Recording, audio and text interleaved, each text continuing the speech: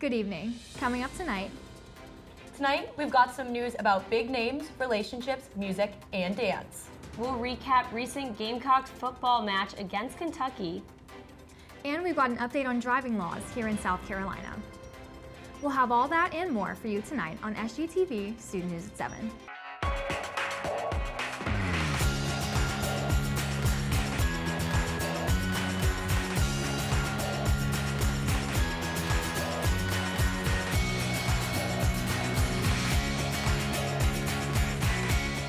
Live from the Kennedy Greenhouse Studio. This is Student News at 7. Good evening, Carolina. I'm Allie Marksinko. Our top story tonight, a protest at the State House regarding Senate Bill 323. The Unborn Child Protection Act aims to change the 2023 Fetal Heartbeat and Protection from Abortion Act, which allows abortions until the 6th week of pregnancy. This new bill will repeal any exceptions for rape, incest, and fatal fetal anomalies. The only legal option is in the event that the mother is experiencing a life-threatening medical emergency.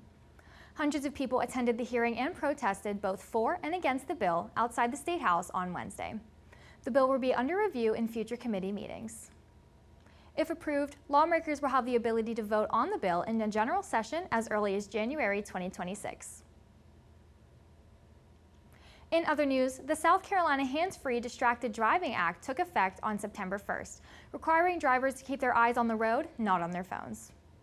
Under the law, drivers are not permitted to, quote, hold or support a mobile device with any part of their body. Use a mobile device to read, compose, or transmit text, emails, app interactions, or website information. Or watch motion on a mobile device, including video, movie, game, or video call, end quote. The first warning is a violation. Any following violations within 3 years will result in a $200 fine and 2 points on the driving record. Exceptions to the law include being lawfully parked or stopped, using voice-activated commands, or using maps and listening to music without holding the device. Using a mobile device while driving distracts a driver visually, manually, and cognitively. The new law hopes to increase safety on the roads. After the break, SGTV sports reporter Anna Zidar will be back to update you on last week's Gamecock athletics. Welcome back, everybody. I'm Anna Zidar. The University of South Carolina fall sports are in full swing. Gamecock football secured a must-win game this weekend against Kentucky, 35-13 in Williams-Brice Stadium. The victory brought their record to 3-2 overall and 1-2 in SEC play. On Saturday, South Carolina's defense was the true winners of the game as they returned 2 turnovers for touchdowns. Head coach Shane Beamer spoke to the Gamecock athletics saying, "Obviously, when you score twice on defense, you're going to be really hard to beat. We didn't just want to win the turnover battle. We wanted to dominate it." Gamecock fans hope the team takes the same intensity throughout their off week as they will take on LSU in Baton Rouge in 2 weeks on October 11th as they look to keep their playoff hopes alive. On September 19th, the Gamecock volleyball team wrapped up their non-conference schedule with a win against USC Upstate and were on a 3-game winning streak. However, since then, they have gone 0-3 in conference play, falling short to number 3 Kentucky, number 22 Tennessee, and number 9 Texas A&M last night at home in the Carolina Volleyball Center. The Gamecocks battled the Aggies throughout the whole game. The first set was a fight to the end as Texas A&M took the set 31-29. The Gamecocks came back in set 2 as they took the win 25-20. It was anyone's game at that point. However, the Aggies came alive in the last 2 sets, winning them both conveniently. This ended the match 4-2 Texas A&M. The Gamecocks will host their next game against another SEC opponent, Georgia, as they look to get back on track on their winning streak. The Carolina Volleyball Center is having a Women in Sports theme for this upcoming game and will reward the first 500 students to show up with free phone wallets. If you can't make it in person, you can also tune in to the game Sunday at 1 p.m. Eastern Standard Time on the SEC Network. Men's soccer has just returned from Harrisburg, Virginia, where they secured their first conference win of the season against James Madison University. They are currently 7-3-1 overall with a record of 1-0-1 on the Sun Belt Conference, hoping to continue their winning streak as they host a conference game against University of Central Florida Saturday at 7 p.m. Women's cross country will be taking their talents over to South Bend, Indiana, Friday for the historic Joe Pien Notre Dame Invitational.